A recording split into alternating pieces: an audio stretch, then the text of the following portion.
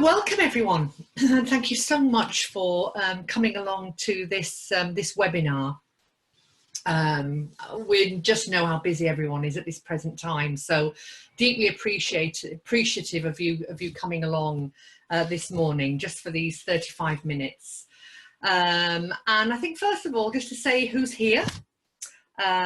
We've got a whole bunch of people here this morning. We've got some of you I know are on the EEF trial with us. Welcome to you.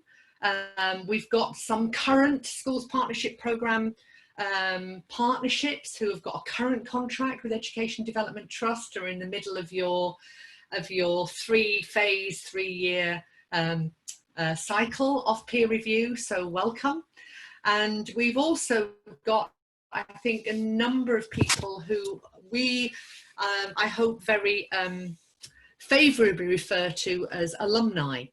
Those of you who've been part of the programme for many years now, and some of you were part of the very early days and were part of designing this. And although you don't have a contract with Education Development Trust anymore, you are still part of the Schools Partnership Programme family. And we've got just 2 or 3 people, I think, who may be totally new to the Schools Partnership Programme and are coming in, I hope, with some curiosity and interest about what we're doing and what's going on.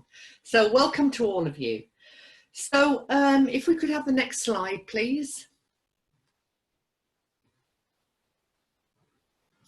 So we've got a short time together, and it really is a preview of some of what we want to share with you more broadly in the early autumn. But we want to really come together and look ahead at how we can help, particularly schools and partnerships of schools at this time, how the Schools Partnership Programme training and peer reviews can continue through 2020-21, even if that's remotely.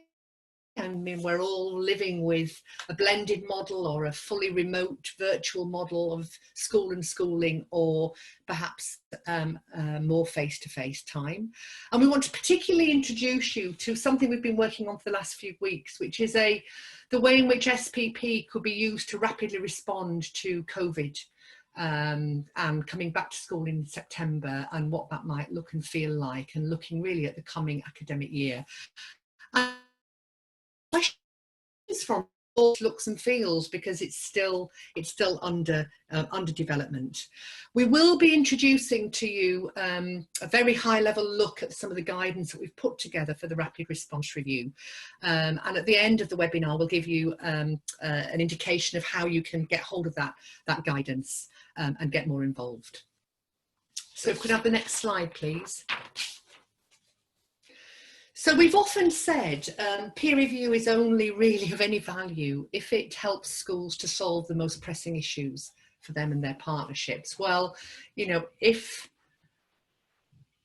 rebuilding and re-resourcing our schools as places of safety and sanctuary and learning for children and young people and staff, knowing what the last few months have been like, if that's not a pressing issue for us to do that, and do that remarkably well, building on the wonderful partnership and collaboration work that has gone on over the last few months, then if peer review can't help that process, then I guess, you know, we would all ask the question, why are we doing it? And this quote comes from a book that EdDev Trust has contributed to chapter 2, which isn't out yet, but will be out shortly. So that's why we're doing this COVID rapid response, to see if peer review can help. So the next slide, please. So just to give you a sense, if you are already working with EdDev Trust, either because you're an EEF partnership or you've got a current contract with us, then just to give you a sense of, when we talk about the COVID rapid response, how this sits in relation to what else might be going on in the coming year. So over this next couple of weeks, if your associate or partnership lead hasn't been in touch with you about what's happening in the autumn term, we will make sure that that does happen. We will be giving you the opportunity after this webinar to download the draft SPP COVID rapid response guidance. It is still in draft. It needs more work, so please take it in the spirit of that and get involved and send us feedback. And that will be in the members area of the website, and we will send you your login details if you've forgotten them. And then in September, the early autumn term, obviously we want to put that in the diary at a time which will be right for you. Obviously the first 2 or 3 weeks, you'll be, really getting your school settled. But there will be a free webinar to current partnerships and to alumni, which will be it will be available to alumni. It will be a very small charge for that, but you're welcome to attend. But if you've got a current contract with us, then it will be free. There'll be a workshop on running a virtual peer review.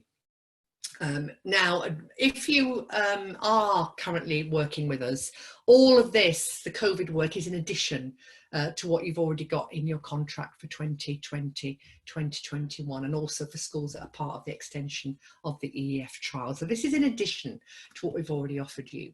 Alumni, we'd love you to get involved in this. There will be a very small charge for the autumn workshop if you would like to attend. Okay, next slide, please. So in looking at the COVID rapid response model, we did give it quite a lot of thought, because this is not, absolutely not, I think as the point 2 makes clear, taking the current SPP model and putting it online. It actually needs quite a bit of thought. Firstly, it needs to be very adaptable as a process, because you may be doing a fully virtual peer review using the 3-part cycle: pre-review meeting, review, evidence collection, feedback, and the improvement workshop. You may be doing it all virtual. You may be doing it blended, some of it face-to-face. You may be doing it wholly face-to-face. So we wanted the guidance to be able to adapt to whatever context you're in. Therefore, it is different from face-to-face, and we've had to look very carefully at how you set up and structure your peer reviews. It does work in a virtual environment. We've said it's rapid. So what do we mean by rapid? We think that the inquiry question will be incredibly tight and focused, and we'll give you some examples of those in a moment. We think it will require probably a bit less evidence collection, so it will be tighter. Much of it will be using online platforms like this. It will be leaner. There may not be as many people involved, but we would still want to really stress the importance of agency. The school that's the host school is in the driving seat, and the agency of teachers and others in the school, possibly even including the children, is going to be really important, particularly during this time when many of us can feel so powerless. And we think it will probably be done and dusted within about 2 to 3 weeks. So the 90-day check-in may happen, but actually the taking of action and the learning from that action, we think will happen within 2 to 3 weeks. Because we haven't got the time to sort of spend a lot of time on putting in place actions here during this COVID response period. It is going to be on peer review. It is a peer review, and I know that seems obvious, but we know many of you have been involved in fantastic collaborative conversations where you've looked at issues around COVID and you've come together to come up with joint solutions. That's absolutely fantastic.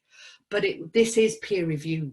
Reviewing what we've done, is it working, or doing a bit of a dive into some other sort of fairly challenging issues that you as a school or partnership have not been able to get to grips with as yet, and a peer review process will help you do that. The core principles remain the same: agency, control over the inquiry question involving staff in that. It is inquiry based.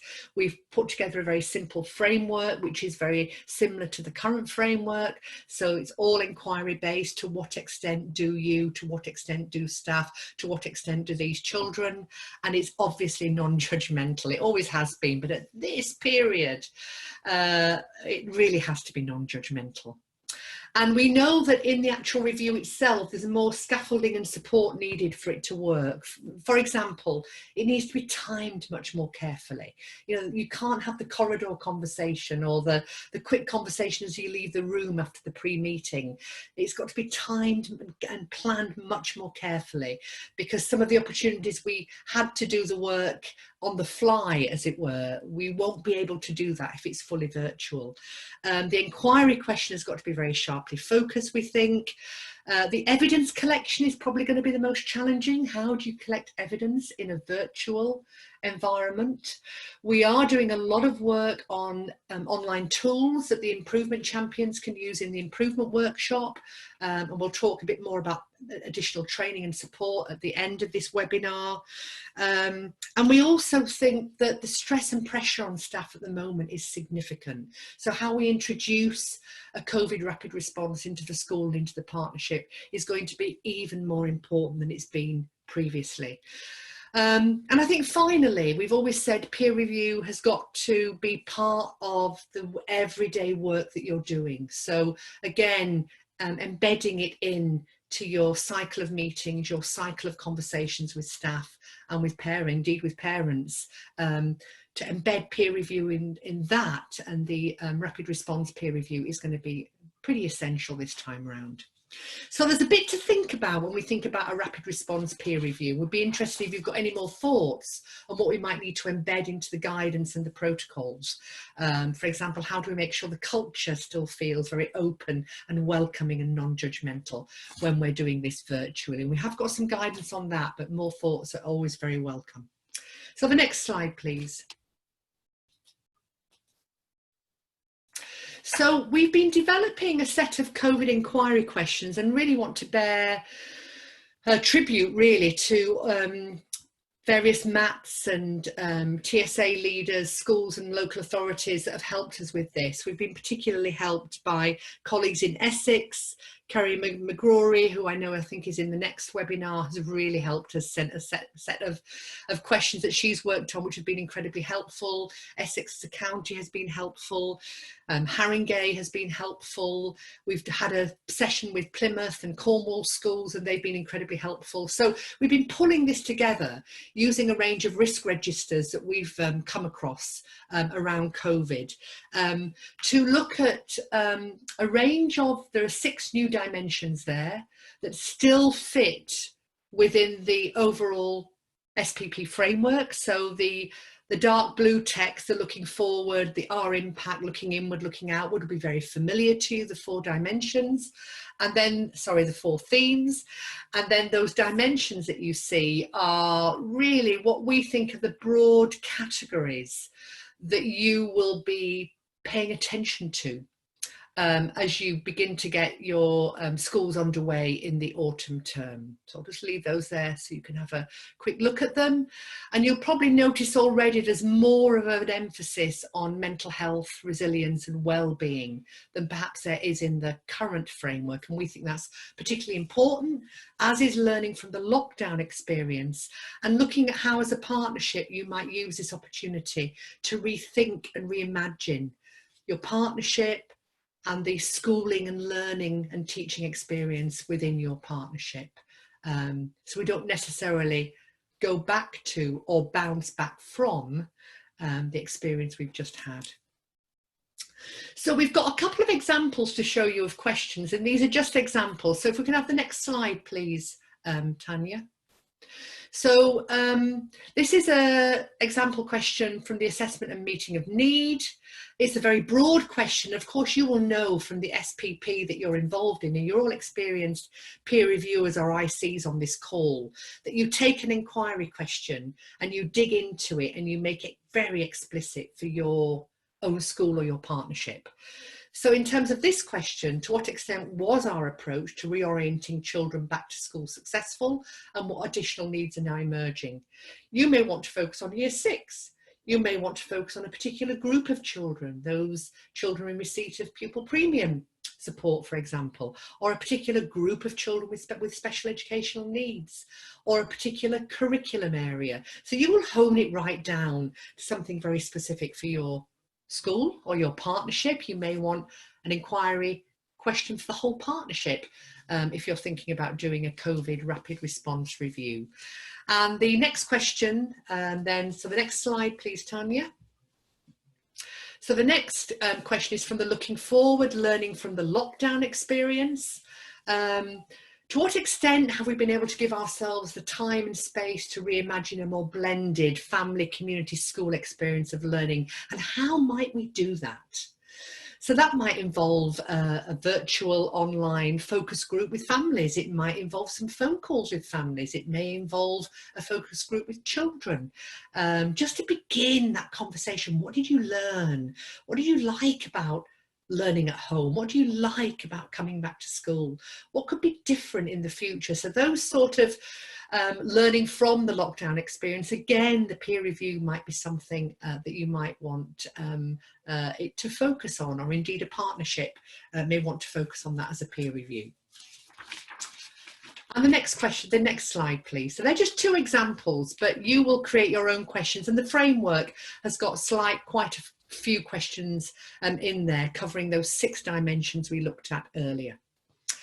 Now, when we were planning this, a new colleague of ours, Anne Cameron, who many of you won't have met yet, but she's took up a new job during the lockdown experience, which has been very interesting for her.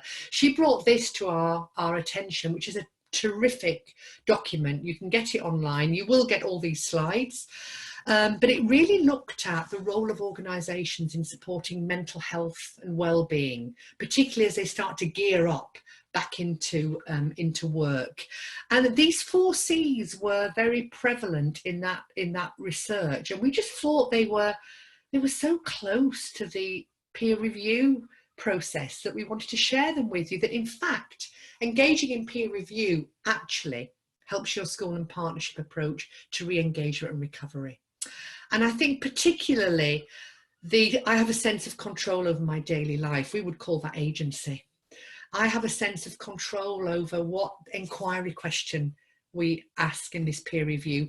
I can come along virtually or in a blended way to an improvement workshop and use some really creative online tools to look at how we might take action on what's come out of the peer review around COVID. So it really builds that sense of agency. Community, partnership, for some staff, their engagement with other staff has been quite limited. So how might peer review rebuild that sense of community? I am part of something important. We're asking important questions here. We do want to go back to those things that were part of our experience in school that we no longer want to tolerate because we've had new insights during lockdown and during the last 3 months. And I can stretch myself without getting overwhelmed. So being attentive to where there might be overwhelm, being held by the children or the staff in the school could be an interesting area to think about in peer review. So we were really taken by that. It's definitely worth looking at. Okay, so the next slide, please. So basically, key messages here. It's designed to be adaptable, the COVID rapid response, designed to be adaptable to help you to continue with peer review, either partially or fully virtual, or partial face-to-face and virtual, or fully face-to-face if you can. It's been developed to supplement what you're already doing, to make the process quicker if you need it to be, not to replace the current SPP model. It is working alongside the current SPP model, but it's probably also honing and further developing your skills as peer reviewers and improvement champions, particularly by introducing the opportunity of some virtual element to peer review, and particularly for the improvement champions, using some interesting online tools for the improvement workshop. And if you can still do it face-to-face, great, but you may want to do it face-to-face and use the COVID lines of inquiry, if that's going to be your focus. And it's all still in development. I can't emphasize that enough. We are learning as we go, and we hope you want to be part of that journey. So the next slide, please. So let's go to chat. And we'll also open up the Q&A. You can see the Q&A on the right-hand side of the screen at the bottom. and the chat is sort of in the middle of the screen at the bottom. So I'm going to open the chat so I can watch any chat coming in, and I'm going to open up the Q&A as well. I don't think you can see the Q&A, but I can, and my team colleagues can. So we'll summarise some of the questions that are coming up. But really, over to you now. What do you think? I know you haven't seen all the guidance, but from what we've said, do you think it will be of some use to you? Practicalities, any thoughts, benefits, risks? Just thoughts, please. Chat or questions would be terrific. Thank you. Okay, let me come to some of the questions then while people are still thinking. One here from Amy. When do we anticipate schools beginning to use this? Well, whenever is right for you, really, Amy. We are aiming to be finalising this guidance in the next, we will send you the draft that we've done so far, but we would love feedback on that so we can finalise it, you know, by early September. We anticipate doing a training session in the autumn term, probably a bit later on in September or early October, depending on what would work for you. And most schools, people that we've spoken to, would anticipate, this is Plymouth and Cornwall schools mainly up to now, would anticipate doing a COVID rapid response review sometime pre or post half-term October. Once you begin to sort of bed into your systems and processes, it would be quite good to do a peer review then, but it's completely up to you when you do it. Yeah, looking at the evidence will be challenging. Do you have any suggestions? That's from Pav. And any suggestions anybody else has got, please throw them in the Q&A. Well, obviously there are lots of platforms, Zoom, Teams, so conversations we can have. Clearly looking at documentation, looking at data. Will be possible. There has been discussion about having a walkthrough of the school with someone in the school holding an iPhone, so taking you on a virtual journey. And it would be possible to follow online learning, and if any online learning at that. But as I say, we're right at the beginning of thinking about how we might do this. So the evidence collection is authentic and valid. Culturally, we can keep that coaching culture even when we're having a Zoom conversation. So all of this we want to really try and test out. There's more coming up now. Yeah, Michael. You may not be able to get a true feeling for a school. Nothing is the same as being able to get inside a school. Absolutely. As you've said, sharing of documentation would probably be the most useful. I guess we're thinking that a lot of people have become used to using Zoom and Teams over the last few weeks. So, you know, maybe, particularly for things like the pre-review meeting, we think that ought to be okay on Zoom, and the feedback session ought to be okay on Zoom. And there are ways in which you can run the improvement workshop on Zoom. And certainly the Plymouth group we worked with last Monday felt that that was entirely doable. But again, we haven't tested it. A really good idea to reflect on the COVID response, mindful about timescales. Yeah, not a hindrance, absolutely. Your choice when to run the review. Yeah, Nikki, who's, you know, really getting to grips with these tools, I know. Gradually we will introduce new tools and approaches as confidence grows. And people consulted this week seemed energised by this. Jenny, how do you view the original outcome focus on Key Stage 2 SATs? That's the EEF programme. And we're still talking to the EEF about the quantitative impact in terms of Key Stage 2. And they're looking at that and how valid that's going to be, given what's happened and the whole trial has been disrupted. But we are anticipating that those in the EF trial may still want to focus on definitely Key Stage 2 and probably on Year 6. But again, that's up to you, and we'll have more conversation on that. Managing anxiety of children, yes. Amy, we were thinking just after half term, etc. Yes. Great. I think, yeah, lovely. Thank you. Yeah, managing ICs, delivering the workshops via Zoom. Well, the early conversation we've had on this is that there's often people in your school who are a bit whizzy on these tools. And we have been playing with some. I don't know whether any of you are aware of Jamboard and Padlet and various Google things, and they are really good and quite simple. We would be choosing really simple tools, and we think some of the ICs would be quite energized by this. But let me perhaps move on to the final slide, which gives an idea of what's coming and gives you a sense of what you might do next. So Tanya, the final, well, it's the penultimate slide, I know. Let me just close these two. Close the chat so I can see the slide. So we're developing and testing this model now. In fact, we've got somebody in Plymouth, we think, who wants to have a go at it before the end of term, just to see if logistically it works, which would be terrific if we did do that.